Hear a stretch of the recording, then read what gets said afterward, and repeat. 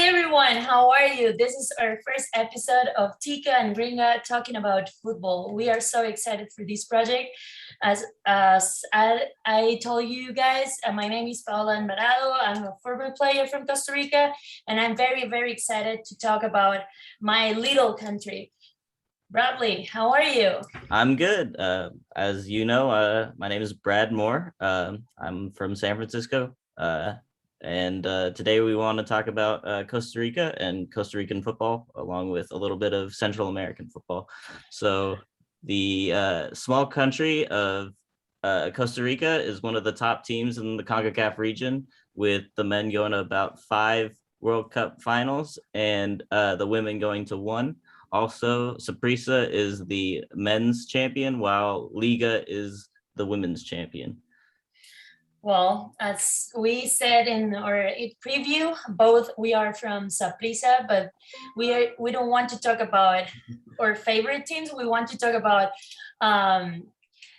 why Costa Rica is a good country and why we are doing good, and that is the reason that I'm gonna introduce my good friend Diego Brenes. He is as well from Costa Rica. He is a FIFA master. He have a master in sport journalist. Also, he worked in Teletica, and now he's the director of national teams from Costa Rica in football. So our first podcast name, Bradley, what is the name of our first podcast? Pura Vida football. Pura Vida football. How are you, Diego? Thank you so much for being our first podcast. And please give. Hello, Paul, Brad. It's a pleasure to be with you. Football is always what we like to do at any space of our life, work, but also with friends. So it's always good to talk about football, and especially Costa Rican and CONCACAF football. As well, we said like we want to talk about football in girls and boys. So this is a good opportunity to know what we are doing here in Costa Rica. And our first question that we have, and we want to talk about this, it's about how is Costa Rica in the youngest teams? Like why Costa Rica starting have teams in the World Championship under 17, under 20 in girls and boys, and what is happening right now? Well, I think Costa Rica has a long history of participation in youth national teams.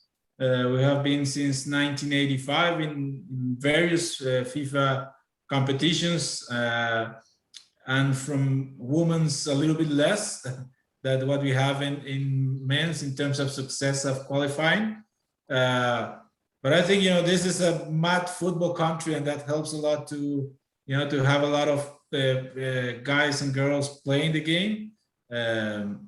Unfortunately, on these days, it has been a little bit tough. I think not only for Costa Rica, but for all people in football and in sport, especially youth, of having the space to actually play and train because of the pandemic.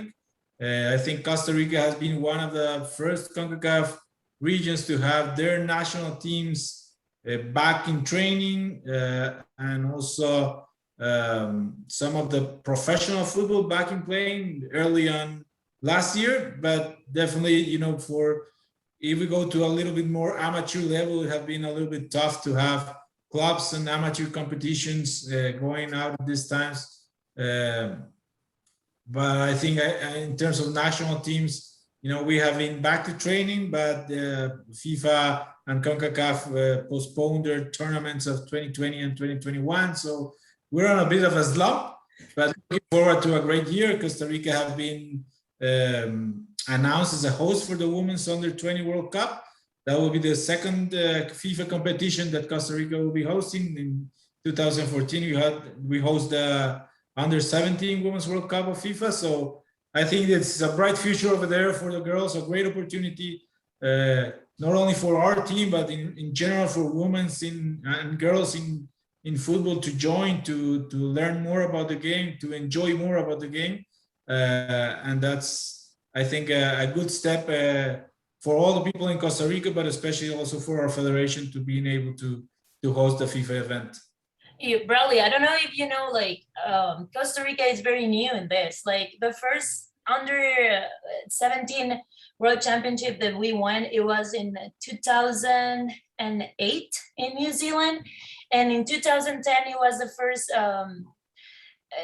women football that participated in Germany. That was the tournament that I won.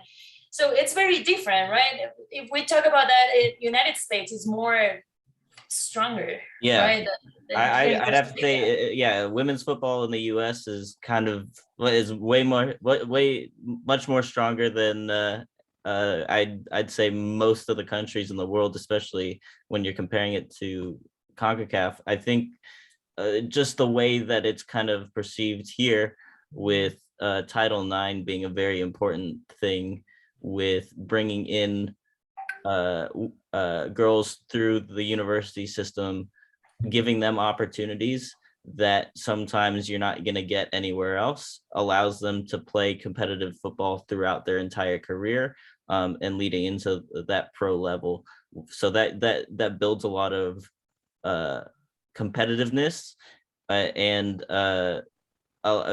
professionalism. So even with the decline of many leagues in the past, you're still having that competitiveness on the world stage and on the confederation stage. And one of the reasons that we say that why one Tika and one Gringo are together talking about this is because we want people trying to figure out, like, in this case, the boys and girls in the United States are more stronger, and we are like very new and we want to learn something.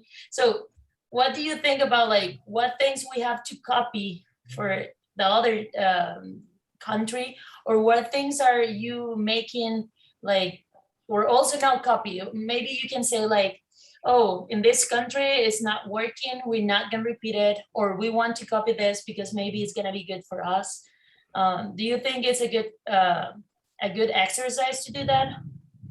Yeah, I think it's definitely, it is. I think, well, there's a research I was looking up the other day about Australia women's football. They did like a benchmarking research about what other national teams were doing in the top elite of women's football and what they had and what was the challenges. And, you know, they tried to build something on that. And now they're in the semifinal of the Olympic Games, right? So I think, you know, you always have to see what others are doing bad or good, but also understanding the reasons of why some things work in one place and will not work in the other one, right?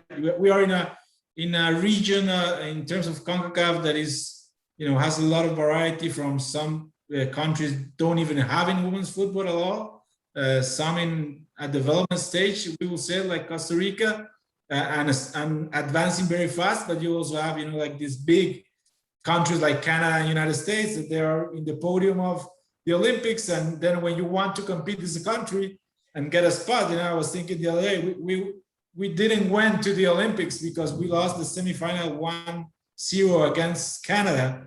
And, you know, people get disappointed about that. But then when you see United States and Canada, that the two that went through in CONCACAF, they are in the semifinals, Canada's in the final, you say, whoa, we're not that far, right? But I think in general terms, as Brad says, you know, in United States, there's a social composition of, for me, one of the main reasons women's football developed a lot is because it was the space for the women, in terms of that probably the two biggest sports like baseball and American football are not women.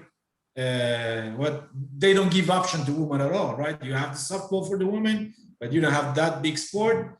And then kind of soccer in America kind of fill out that space for women to practice sport, while especially in Latin America, you're still challenging those like macho thoughts of, you know, this is the men's sport and all the things related to the sport in terms of, you know, this Latin culture. We have less of that, fortunately, in recent years, but still, you know, the sport developed in that kind of environment, right? So I think that's one thing to consider. Then I think also Costa Rica has done very good things to develop women's football. I mean, you said, for example, in the States, even though it's very competitive, it has been hard to have a local league. And then Costa Rica probably has one of the most long-standing and continuous first division leagues playing since 1999 continuously. And you even have, big countries like Mexico or Colombia just recently doing that, right? So I think, that's a big effort the league has done, the clubs have done here. And I think in terms of steps, especially if you talk about elite, the challenge is kind of to get the game to a pro level, because then we have, very talented girls, passionate, but they have to split their time between going to school, having a job. And I mean, I always tell our women's senior national team, start training at 5 a.m., 5:30 a.m., because that's the only way they can come to train and then go back to college or to their jobs, right? And then they have a lot of things to think about, and it's not the best scenario to develop, right? So yeah, and Diego, you say two things. The first one is like, we are competitive with the most or the biggest teams in the area, and people don't know that, right? That is very important to say. Like, we're competitive with United States and Canada. Like, they are always fighting for the medal, no matter what, in Olympics, no matter what, in any scenario. So that is very important that people know, like, in the girls have this scenario. So it's not a thing that we have to cry, but that is the thing that we have to work more. And sometimes CONCACAF, I think, in my opinion, I don't know, Bradley, what he think, like, the CONCACAF forget, like, the other teams, right? Like, they don't understand, like, yes, we are good on the eyes for the world, because we always are in the top of the I don't know, the tournaments. But what happened with the other countries? Like, it's very hard for that. And the other thing that you said is the league. Like, one of the points that we have there is like how the league helps the national teams. And now we know, like, United States, Mexico, Colombia, they are working so hard, but we already have that. Like, we have a lot of time trying to figure out how the league can be professional. And that is the other point that we're gonna touch in a minute. But really, what do you think about that? Like, you in your position, like, you are from America, like from United States, and you see our countries, like, it's more harder than being in another confederation. I think just because of the sheer scope of CONCACAF, you're having three distinct areas between Central America, the big North American three countries, and then all of the Caribbean. It's very hard to kind of create something that lumps every country together. So if CONCACAF really wants to do something, in my opinion, they kind of need to split up how they go about supporting both men's and women's football, because depending on which country you're in, you're not going to get that same level of support that like the big countries in North America are, when for like the women it's the US and Canada, and for the men it's normally Mexico and the US, depending on the year. I think they're taking good steps. I mean, the World Cup, for example, qualifying would change a little bit. So what we have previously, it was Central American qualifiers, Caribbean qualifiers, and then 5 teams out of those 2 qualifiers will get to the final round to play the 3 big ones of North America, right? But now they're changing the scenario to all group, like kind of the Nations League, what they do, like a group of 5, and then you play home and away matches with different countries, both of the Caribbean, and Mexico is around that qualifiers too. So I think that will bring 2 things. Then first, kind of the invitation to those countries that are developing and they're not big to participate on the qualifiers. And then also the being home and away matches, it gives you more chances of, attracting fans to watch actually a game. Because what it That happens is for boys and that girls. that's for women's senior national team. Okay. So what they'll do is like our qualifiers should be play 2 games in Costa Rica and 2 games away, and that is very good for us because in the past it has been 1 tournament of qualifiers, normally outside of your country. So then the revenue, the bringing the sponsors around, bringing the fans around the national team, it wasn't an opportunity you had a lot.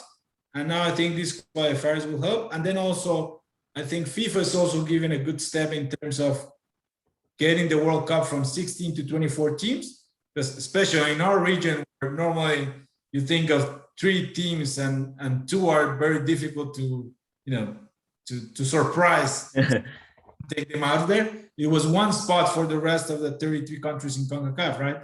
Now you will have 4 spots and probably 1 or 2 more going to a final qualifying stage with other countries around the world. So I think that is good.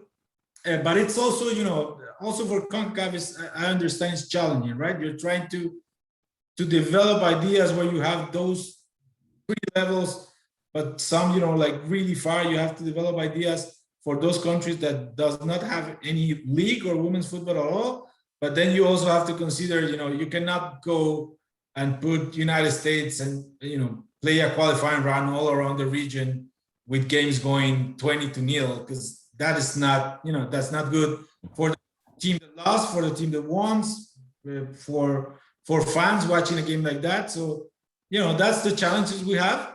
And as I was saying, I think in league perspective, we have to go pro, and teams have done a great improvement. And I think one of the big steps is when traditional men's clubs are going to women's football with women's teams, because I understand totally the effort we had with this little teams that were only women's teams. But then when you bring Saprissa, Alajuelense, or when you go to England and you start seeing Arsenal ladies and Everton and Manchester United, you're bringing a fan base that you already have, and you're bringing a lot of infrastructure into the women's game that Pau knows.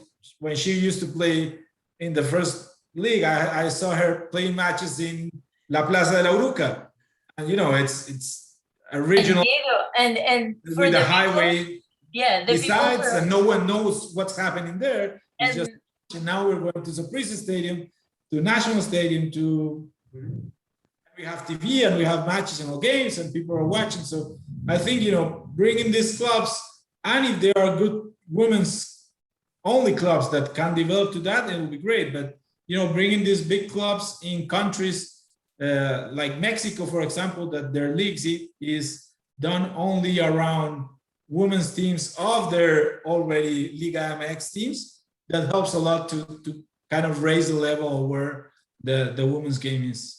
And for the people who are not from Costa Rica, they are listening to us. Like when we say like the feel for La Uruca, Bradley, you cannot imagine what was that feel. It's like holes, like maybe have grass. But now that changed. And I'm very happy with that, because now in Costa Rica, if you don't have a stadium, you cannot be in the first league. So that is a good thing. And I think like all the good information that Diego is giving to us, like the girls have to go to different places to play. Maybe it's gonna help that countries they are not doing anything for the league, for the female league, because one of the weakness that I see in this program is like you are not playing in United States, that all the stadiums, they are perfect, or Mexico. You have to go to Jamaica, you have to go to Haiti, you have to go to El Salvador. So I already play in that places, and it's very hard, but also that is a competition, that it's soccer. It's play soccer in different scenarios. I think just the fact that it kind of builds the technical aspect of the game, if you're playing on a fairly poor pitch or in a hostile environment, you're not getting that kind of thing up here because everything is so pristine, and you're gonna fail at some point, like the US men did in Trinidad when all they needed to do was win the game, and they complained about the waterlogged pitch and they lost. So I think it's I think it's important to I think it's extremely important to be in a good facility, but I think having that background of kind of coming up from that only helps the technical aspect of the game, but it needs to change to be more professional. And one of the other points that we have, it was like that it's connecting with this, is like why the boys have all these facilities when the boys play versus Haiti, versus Jamaica, versus Trinidad and Tobago, they played in a stadiums. So I think this is gonna open these facilities for the girls. I already know, maybe Diego can explain a little bit more about this. Like Costa Rica, it's gonna build like facilities for girls because right now the facilities are only, they are sharing, like Proyecto Gol is sharing, so they're gonna build like something for the girls and something for the boys. But I know like this process is not happening because someone said, I want to build this. No, I know like it's a lot of fights and I know a lot of people that believe in equality. So I think this process is gonna help the other countries for CONCACAF and UNCAF to do something like that. So Diego, I don't know if you can explain a little bit or a few. Yeah, it's that's a project we are building up on the legacy of the Women's World Cup, and it's our project has going bigger and bigger from the last 10 years. But we have already a facility for youth, a men's national team, especially for the guys that come, the players that come, far from the project and have to stay when they train Monday to Wednesday with the national team. And they have, their own dorms, locker rooms, stuff like that.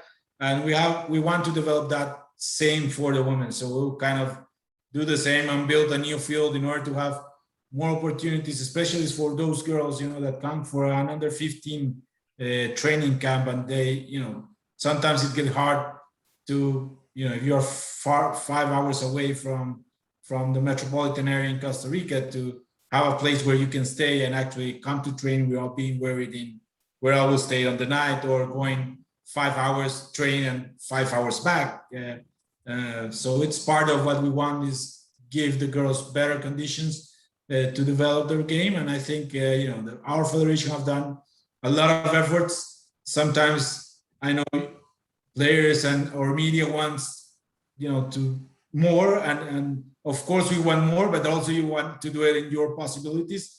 And unfortunately, a lot of things have to do with budget possibilities or infrastructure possibilities that take some time. But I think it's a very nice project to have better conditions for them and keep growing the game. As I told you, I think one of the big steps is professional women's football, and that is probably in the elite level. But when you think in the amateur level, the big challenge is to create more opportunities. And what happens a lot in Costa Rica, and I think it's probably the big difference with United States, a lot of countries, is when are these girls starting to play? Because we kind of are built in a very football culture where the little boy, first-year-old, first birthday, your present is a ball, and in school you're always playing football.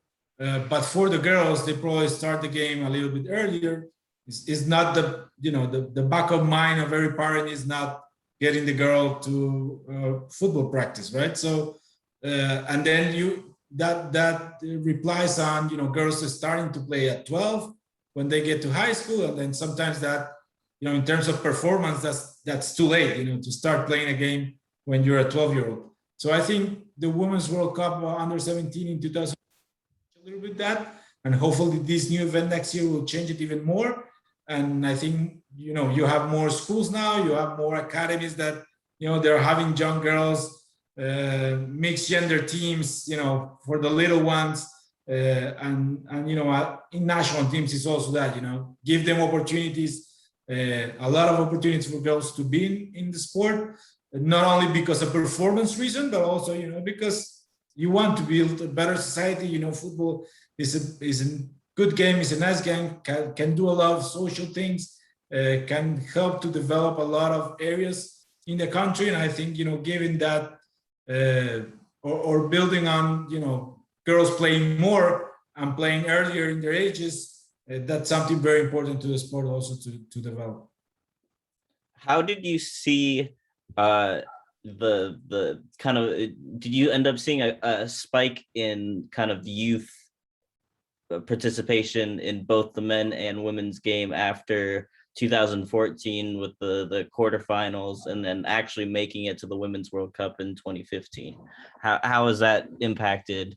I don't think a lot of spike in terms of participation. I mean, I think probably we talk about the environment where women's football developed in the States. I think the environment, the good environment that the women's football or football in general in Costa Rica has, is the most popular sport by far. So, you know, that is easy to bring people to the game. And I think in terms of, you know, participation, probably it was not a big spike of what happened in Brazil, but yes, on, you know, what can we accomplish if we work hard, you know, like you feel like, okay, we can do big things. And in terms of women's football, I would say the biggest spike you see after the Women's World Cup in 2014, because it kind of put the game, you know, in the head of everyone. You know, there's this game that you can play if you're a young girl, that is, you know, is not only for men. It created a lot of opportunities. It created a lot of ideas. Kind of, you know, a lot of clubs, the league, the federation can build upon what was developed with the World Cup. And I think, you know, we have an under 20 now, in a 6 years after or 7 years after, you know, where we have raised the game to a certain level. And I think the new tournament has to help us to get a step higher, you know, in participation and especially I think in consuming the game as a fan. That is something that has developed a lot, and I think it has even more potential. You know, like having fans actually watching football. I think, you know, like now I can tell from her experience before, is like, you know, no one knew when the tournament was going, who was winning, who was the player of the national teams. You know, I always joke that now when we make a call for the national team, you always have this comment in social media, you didn't call this or that. And you kind of say, that this criticism from the men's national team is coming to women's, but that's good, because the people know not even 2 or 3 players, but they know enough players that they can say, you know, the coach didn't call this player that is my favorite, and she's, you know, it's not the captain of the team, and that's also kind of nice. And I think the players have felt that. And when, you know, even local league or national team, when we have done before the pandemic with fans in the stadium, you feel, you know, this having a 20,000 people crowd in the stadium, or having a national team game where, you know, people stay after the match to get pictures and autographs for 1 hour. It's, you know, you see that the games is also, you know, building up on the fan side of it, you know, even though and a lot of, you know, families, little girls, young people, boys, men, also watching women's football. I think that's also very good, and the tournaments we have had will help a lot on that. And I want to agree with you, Diego. Like you say, like Costa Rica, it's already a soccer people, right? They love soccer. They love the game. I remember when I started playing soccer, that my dad was the first guy who said, like, hey, let's go to Sisa Prisa. And I had like 8 years, and it was okay, right? The girls and the boys see the game, but maybe it's that thing, like it's okay playing a professional team. Now you can live playing soccer. Now you can travel around the world playing soccer. And also, I think that Brazil helped Costa Rica to say like we are here, right? A lot of people have that joke like Costa Rica it's an island, and it's true. Like it's not true like we are an island, right? We are a country, but it's true. Like when you ask like where is Costa Rica, the people didn't know where is Costa Rica. Now they are like, oh, it's the country for Keylor Navas, or it's the country for Shirley Cruz, or it's the country for Raquel Rodriguez. So we already have names that it's very important for Costa Rica. And again, like now, like Diego said, like the broadcasting now it's much better.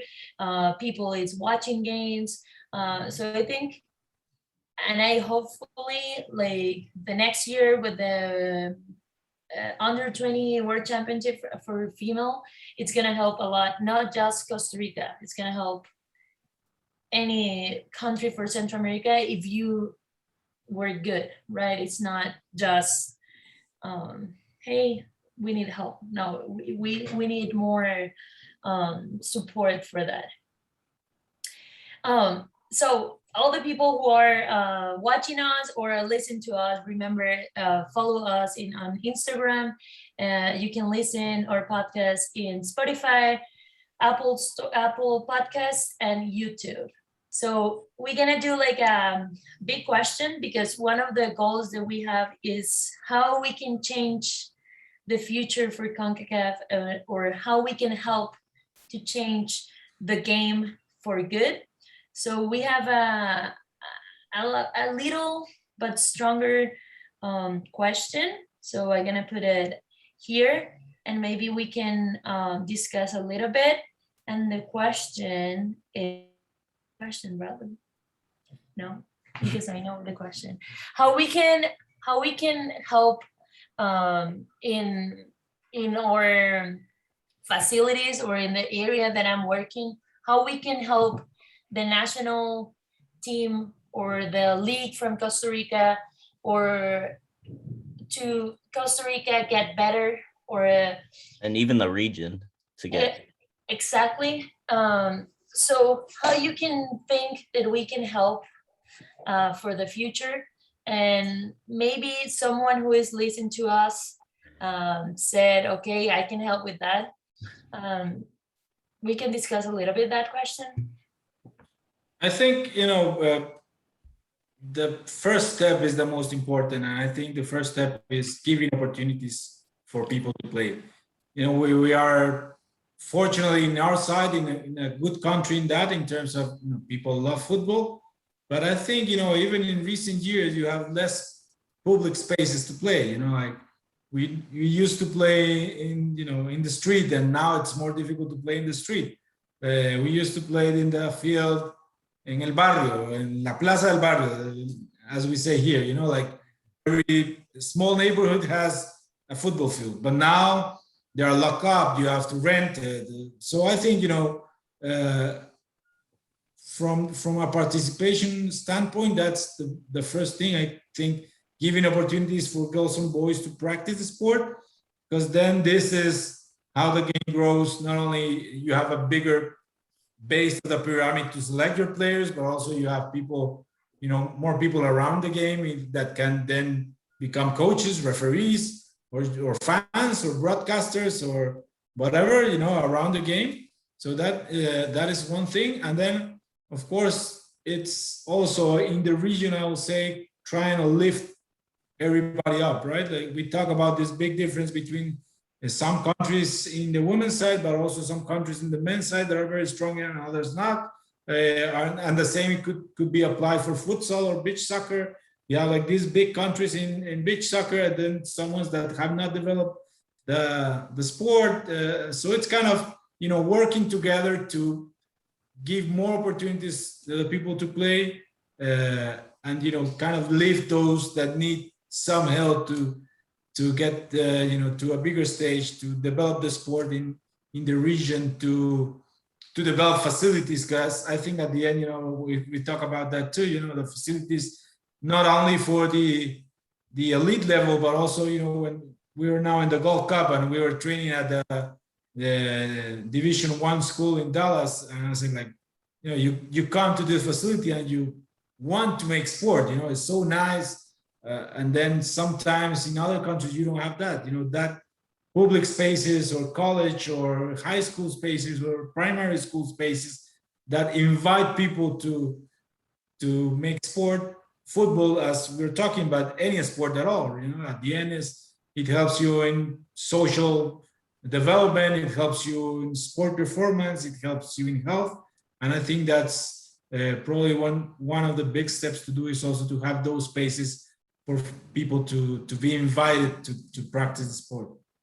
Do you think it's also important to keep the leagues fairly, I guess, keep them both competitive within teams, and then also have those names, because normally kids like to just like to live up to their heroes, and having the heroes in the country that you can physically go see, instead of like, oh, let's look over at Barcelona, let's look over at PSG, let's stick to the league. So I mean, I really like that Costa Rica's brought in those famous names back into the country for them to play, to keep the league relevant within the confederation and within the area.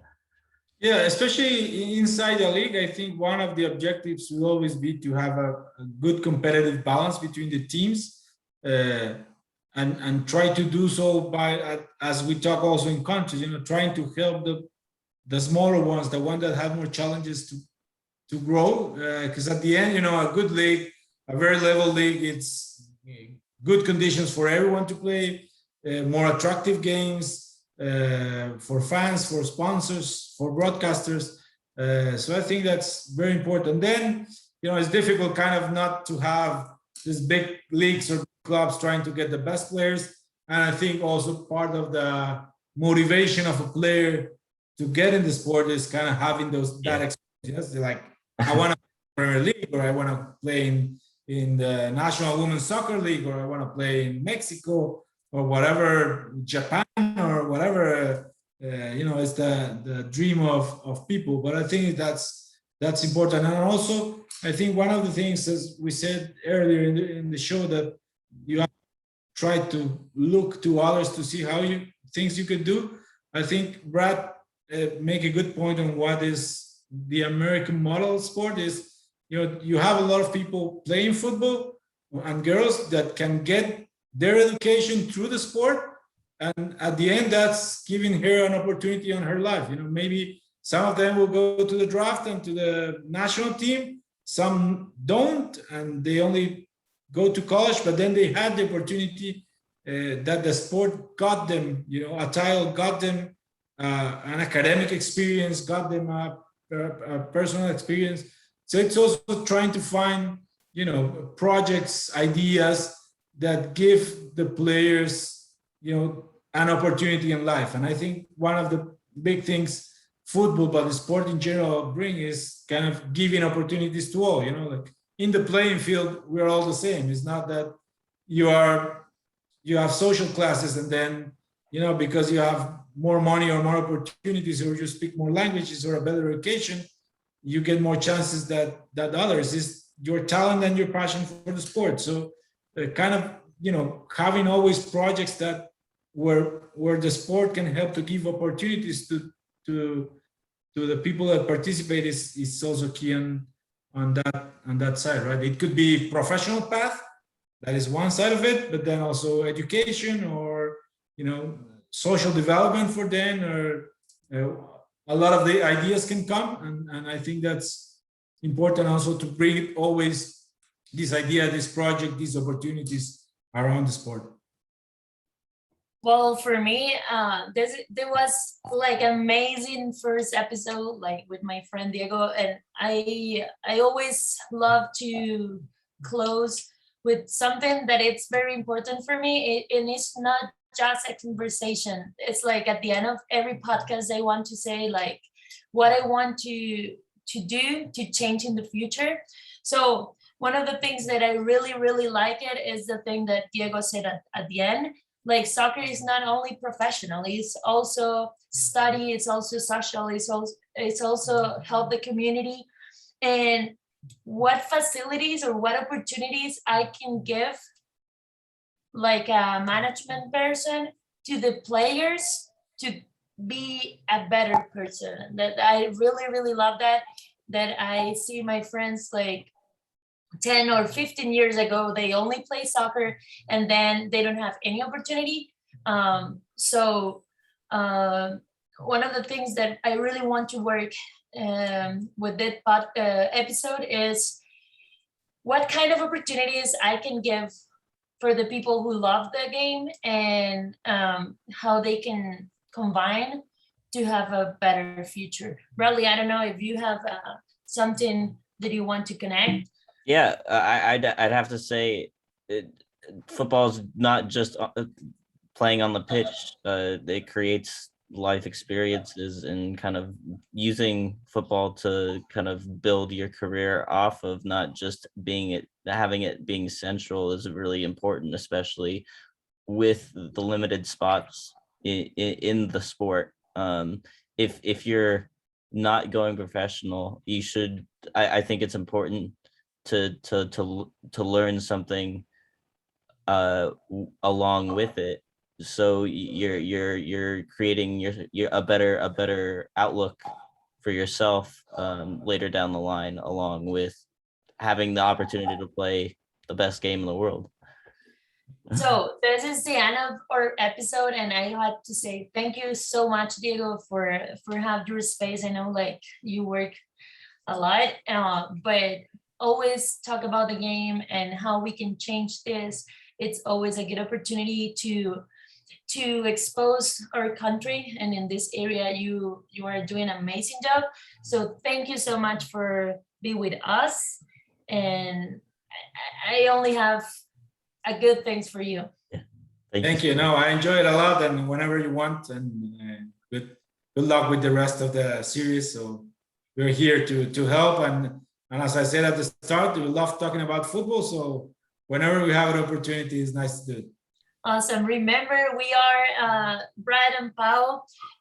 We are Tika and Gringo podcast. We love to talk about football, and we are trying to create solutions to get better or a game that it's our passion. And of course, like every person around the world know what it's CONCACAF. Thank you so much. Thank you. Thank you. Bye.